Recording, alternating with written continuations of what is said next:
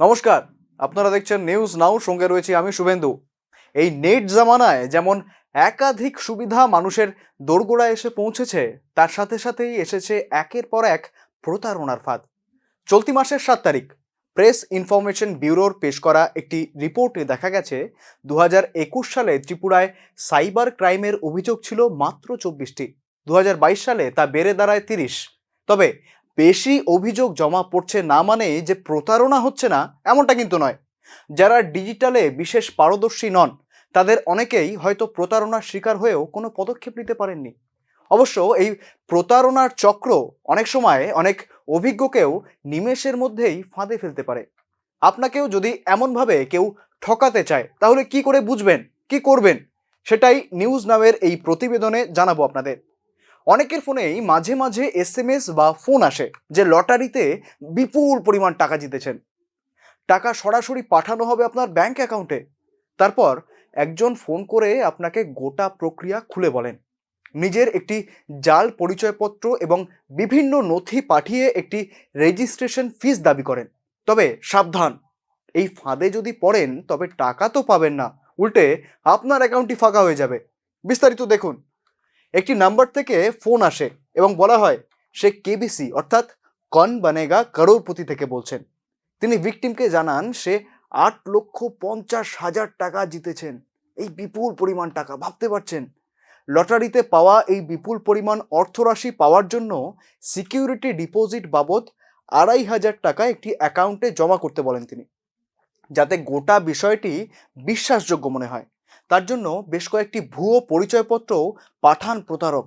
এমনকি দাবি করেন 2,500 টাকা জমা করালেই অ্যাকাউন্টে ঢুকবে পুরস্কারের টাকা। আর তারপর অমিতাভ বচ্চন নিজে আপনাকে ফোন করে শুভেচ্ছা জানাবেন।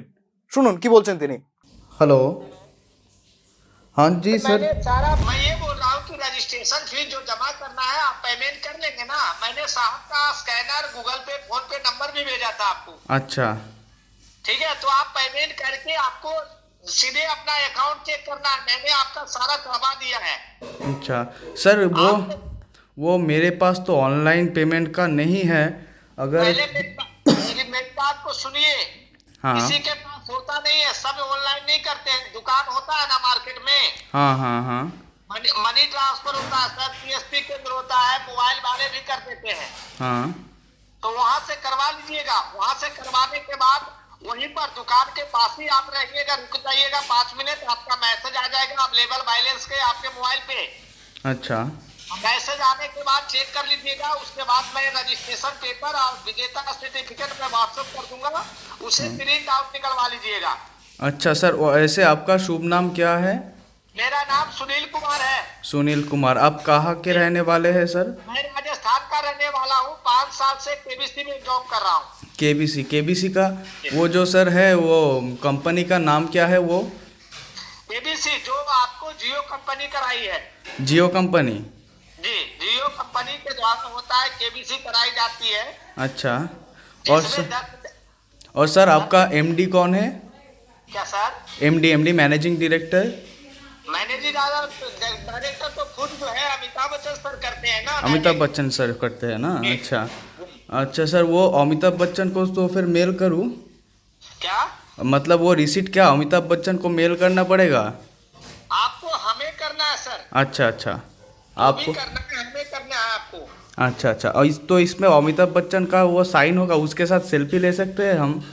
जब आपका प्राइज जब आपको मिल जाएगा ना सर, हाँ।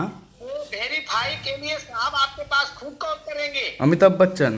जी, खुद कॉल अच्छा। करेंगे कि हाँ सर आपका पेमेंट आ गया आपके अकाउंट में। अच्छा। बहुत बहुत बधाई हो, है ना, ऐसे बोलेंगे आपको। अच्छा अच्छा ठीक है, पहले आप अपना काम को करवाइए। अच्छा अच्छा। है? और सर अगर मुझे नहीं मिला तो पैसा? अच्छा, आप इंडिया बताइए सर कि आपने जमा किया, अगर नहीं मिलेगा कंपनी के द्वारा सर, तो कंपनी 2-4 गाड़ियां तो नहीं 2500 में खरीद लेगी। हाँ और सर। दूसरी बात यह है कि 24 साल से ये चल रही है। 24 साल में आज तक किसी ने गलत नहीं कहा है कि अमिताभ सर गलत करते हैं अपने कस्टमर के साथ। এরপর তাকে 2,500 টাকা পেমেন্ট না করলে তিনি ফোন কেটে দেন এবং গালাগালি দিয়ে হোয়াটসঅ্যাপে পাঠানো ডকুমেন্টগুলি ডিলিট করে ব্লক করে দেন। এখন ব্যাপার হলো, এমন বড় বড় মাপের অভিনেতার নাম করে লুট করলে যে কেউ বিশ্বাস করে নেবেন। আবার এই বিপুল পরিমাণ অর্থরাশির কথা শুনে অনেকেই লোভে পড়ে প্রতারণার শিকার হয়ে যান। এখন প্রশ্ন হলো, এই যে লটারি, এই বিপুল অঙ্কের টাকা, বড় বড় মাপের সেলিব্রিটি, এর কতটুকু সত্যি? বা এই স্ক্যাম, এই প্রতারণা কিভাবে চলে? জানার জন্য আমরা একজন সাইবার সিকিউরিটি বিশেষজ্ঞের সাথে যোগাযোগ করেছি। তিনি কি বলছেন শুনুন। কোনো জেনুইন হতে পারে না এটা। কেন আপনি লটারি যদি খেলে থাকেন, আপনি কোথায় খেলেছেন? আপনি কোথায় নিজের তথ্য দিয়েছেন? আপনি কোনো রামি খেলেছেন? কোনো অ্যাপের মাধ্যমে খেলেছেন? ড্রিম11 খেলেছেন? সেটা আপনিই জানেন, রাইট? এবার আপনার দেখবেন যে ধরনের মেল আসে, আপনি লটারি জিতেছেন ইস্ট আফ্রিকায়, আপনি লটারি জিতেছেন অমুক অস্ট্রেলিয়ায়। আপনি কোনোদিন সেই জায়গায় নিজের নামকরণ দিয়েছিলেন? কোনো নমিনেশন করেছেন? প্রথম প্রশ্ন। The answer is no. Second thing হচ্ছে, এই যে মেলটা, আপনি যদি ভালো করে মেলটা পড়েন তাহলে দেখবেন প্রচুর কনভিন্সিং কথাবার্তা লেখা আছে। এমন লেখা আছে যেন আপনি জিতেছেন, আপনাকে কিচ্ছু করতে হবে না, আপনাকে শুধু টাকাটা নিতে হবে, রাইট? এটা তো সত্যি নয়। কেন দেবে আমাকে কেউ টাকা? প্রথম প্রশ্ন, আমাকে কেউ টাকাটা দেবে কেন? আমি তো কিছু করিনি, আমি কোনো খেলায় নাম দিইনি। এটা তো হচ্ছে মানুষের অ্যাওয়ারনেসের ব্যাপার। এবং মানুষ এটা না চিন্তা করে, ওটার উপর পজ না দিয়ে, ওটা 5 জনের সাথে কথা না বলে ডাইরেক্টলি ওইখানে যে মেল আইডি আছে সেখানে মেল করে দেয় এবং নিজের কেওয়াইসি পাঠিয়ে দেয়। এবার যখনই সেটা পাঠিয়ে দেয় তারা তখন বলে ঠিক আছে, দুটো মাধ্যমে করতে পারেন, আইদার এই লিঙ্কে টাকা ফেলে দিন, অথবা আপনার যে জিনিসটা, অনেক সময় ফিজিক্যাল জিনিসও হতে পারে, মানে টাকাটা, সেটা আমি বম্বে এয়ারপোর্টে রেখে দিয়েছি, আপনাকে এসে এখান থেকে নিয়ে যেতে হবে, তার বদলে আপনাকে 15,000 টাকা 20,000 টাকা ডিপোজিট করতে হবে, এরকম ধরনেরও কথাবার্তা হয়। তো মানুষ তখন আরো কনভিন্সিং হয়ে যায়, ওরে বাবা, মুম্বাই এয়ারপোর্ট অব্দি ওরা চলে এসছে। নাও নেক্সট কোয়েশ্চেন কাম, কেন এসছে, কে এসছে, তার আইডেন্টিটি কি, কেই বা আপনাকে মেল করছে? কোনোদিন কোনো ধরনের এরকম মেসেজ, এরকম মেল, এরকম ফোন কল, যে কোনো কিছু পাওয়ার আগে wait, just give a pause, think over it. আপনি কি এরকম কখনো চেয়েছেন কারোর কাছে? যোগাযোগ করেছেন? বা আপনার কেউ করেছে? Think over it, then respond. ফট করে কোনো জিনিস রেসপন্ড করাটা এই ক্ষেত্রে ঠিক নয়, বিশেষ করে ডিজিটাল প্ল্যাটফর্মে। শুনলেন তো, এই পুরোটাই ভুয়ো, পুরোটাই প্রতারণা।